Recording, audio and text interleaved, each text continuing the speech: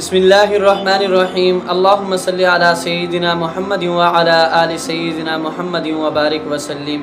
सामिईन व नाज़रीन, आज आप हज़रात के सामने एक मुख्तसर और पुरअसर और बहुत ही अजीम वजीफ़ा लेकर आए हैं।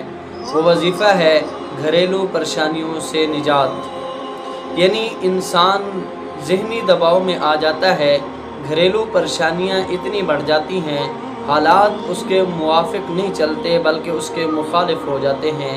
तो इस मोड़ पर आकर इंसान का असली सहारा अल्लाह रब्बुल इज़्ज़त की ज़ात है, क्योंकि नबी करीम सल्लल्लाहु अलैहि वसल्लम ने हमें मुश्किल वक्त में अल्लाह रब्बुल इज़्ज़त की तरफ रुजू करने का हुक्म दिया है और ऐसी ऐसी प्यारी दुआएं बताई हैं जिन पर अमल करके हम अपनी परेशानियों से मुकम्मल निजात हासिल कर सकते हैं।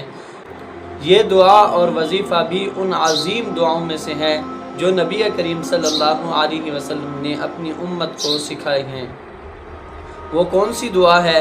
वो दुआ है अल्लाहुल मुस्तआन अल्लाहुम्मा सब्रन व अलल्लाहि तुकलान। इसका तर्जुमा और मफ़हूम भी यही बन रहा है कि अल्लाह ही हमारा मददगार है। और आगे क्या है?